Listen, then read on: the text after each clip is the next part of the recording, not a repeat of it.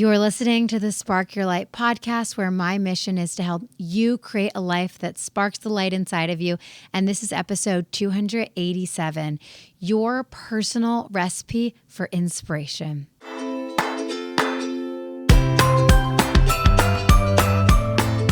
This episode is for you if you're constantly looking for inspiration. Maybe you're feeling a little unmotivated. I know I was feeling that way recently. Sometimes we just feel a little off. Something's not right in our routine. Maybe we're experiencing a life change, something that I learned from my friend Jess, who has been on this podcast maybe a year ago.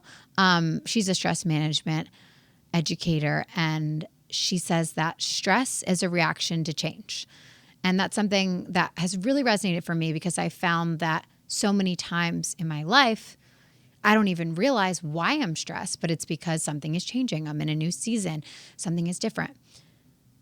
So maybe you are in a new season and maybe something has changed for you and you're just feeling a little off and you feel like you need some inspiration. I know a lot of people tune into this podcast for inspiration, and that's amazing. And this can always be a part of your personal inspiration toolkit. But what I really want to look at today is all those other pieces, because it can't just be one thing, and we're all different. And for me, I pick myself back up out of this uninspired period really by leaning on my personal recipe. And I'm going to share with you some of those things that I did in hopes that you can find your own personal recipe.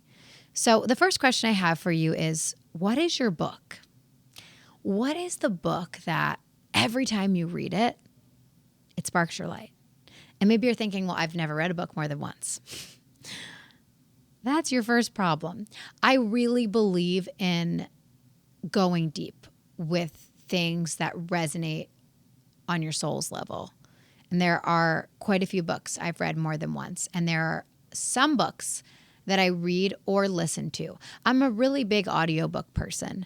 So I read every day, but I listen to audiobooks for more time every day. Like I listen to audiobooks while I make my coffee and make my breakfast and unload the dishwasher. And anytime I'm cooking, if I don't need to follow a recipe, because if I'm following a recipe, I constantly have to pause it to read it. And so I don't really listen to a book because it's too much to think about. But if I am just cooking something from memory or my own recipe in my head, then I listen to audiobooks. And there are a few that just always spark my light over and over again. For example, right now I'm listening to Think and Grow Rich. I think it's my fourth time listening to this book. I love it. Every time I listen to it, I get so sparked and inspired. Now, my friend Jess, the one that I was just talking about, who's the stress management educator, she hates Think and Grow Rich. She told me, I don't know how that book inspires you. And we're great friends and we have so much in common, but that book does not do it for her. Everyone is different. So I'm not saying that your book should be Think and Grow Rich. What I'm saying is you need to figure out of all the books you've read, first of all, are there any that you read more often than not? One of my cousins, he reads the same 2 books every year, and I really love that. I might take on that habit with some of my favorite books. Just constantly reminding yourself of those messages, that energy.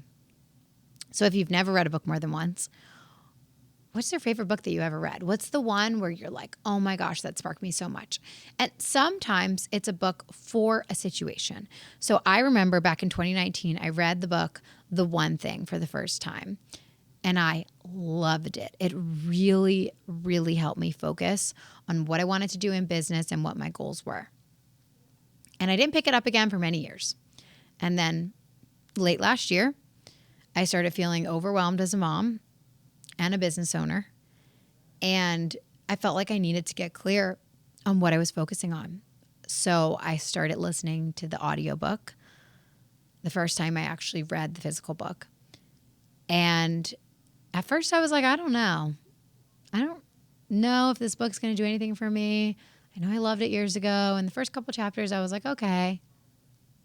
And then I really got into the depths of the material and I was like, yes, this is exactly what I need. So sometimes it may be a book or a podcast or some other content that you feel like you just really need right now. In fact, it doesn't have to be a book, and that's why I mentioned other content. My husband, Richie, likes to watch documentaries, and certain documentaries of people who inspire him, he watches over and over again. Same thing, just like reading the books.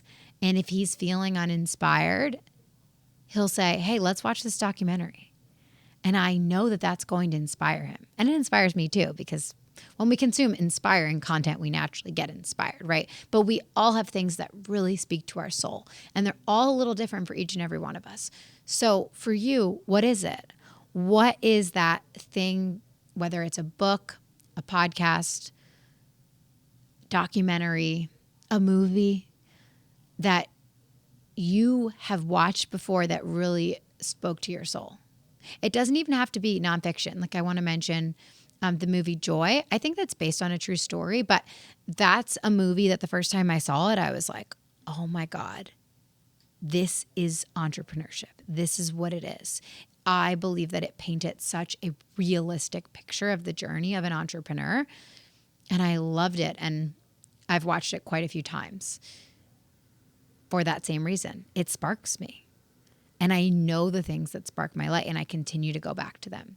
So that's number one. It's putting into your little recipe box all of those pieces of content that spark your light, knowing what they are and going back to them, letting them inspire you. Sometimes there's also a genre in there. So I've always gravitated towards books about like manifesting money, things like that. That's just so fun for me. It just feels like, oh, how fun. And I've just personally always really felt sparked by them. So I'll have that genre in mind where I always want to be listening to something about that, consuming something about that, because it sparks me, period. No other explanation necessary. So that's number one in building your toolkit. Number two is looking at what sparks you personally or professionally. So this is not about content. This is not about, I'm going to watch these podcasts or do these things. This is about things you want to do in your life. So I always have something going on, business-wise, personal-wise, that's sparking me. Why? Because I'm so excited about it, I can't not have it going on. And it can be something that sounds so dumb to everyone else. So I'll tell you right now what is sparking me in my personal life. Some of you are going to be like, this sounds horrible. You're going to laugh. You're going to say, this is never what I want to do in my free time. I'm just going to share. We're all different. Right now, what is sparking me is organizing my refrigerator. First, I took everything out of the fridge and I wiped it all down. I'm not going to lie, that was the first time I've actually taken out like the drawers, the shelves, since I bought the fridge, which was 5 years ago. So yeah, much needed.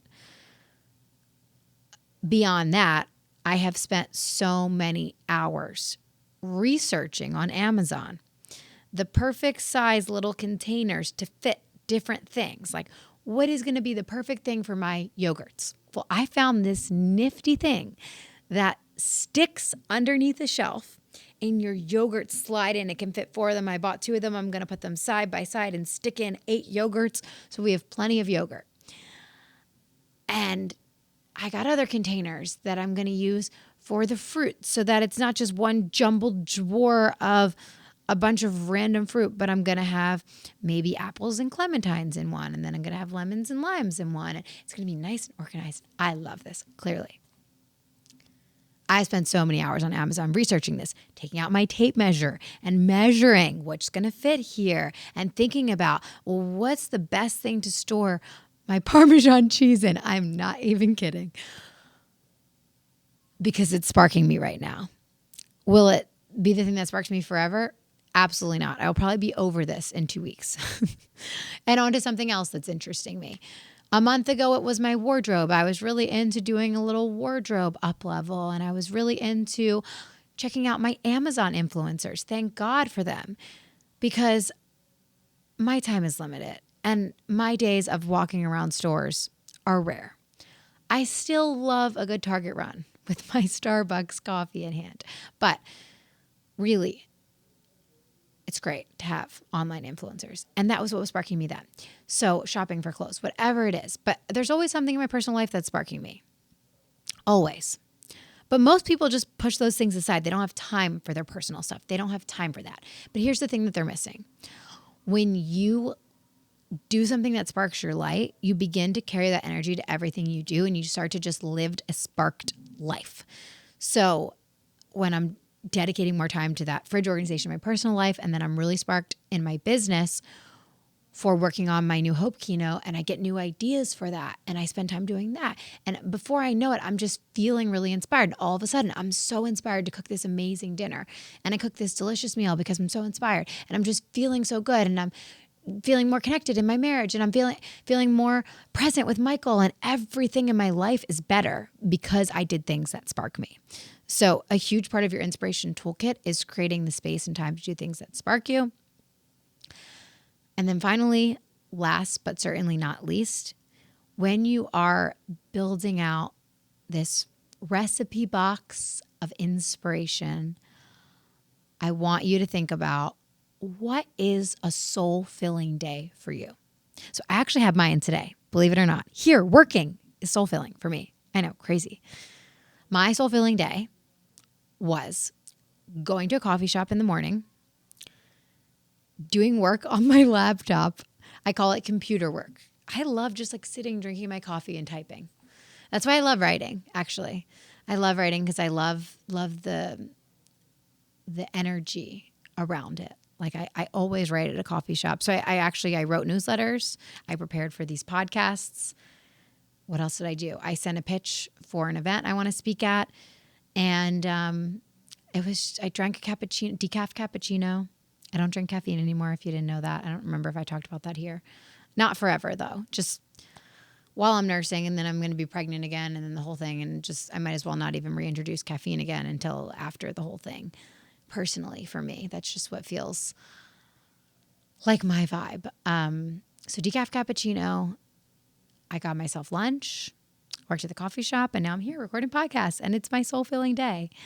What's your soul-filling day? It's probably not the same as mine. Think about what it is and find time to do it. Even if it's once a month, it doesn't have to be every week, but you need to dedicate time to do that. It helps. It just all helps. You need to do the things that you look forward to that spark your light. The more you do them, the more that inspiration cup will be filled and it will overflow. Thanks so much for tuning in. I hope you do something that sparks your light today, and I will catch you in the next episode.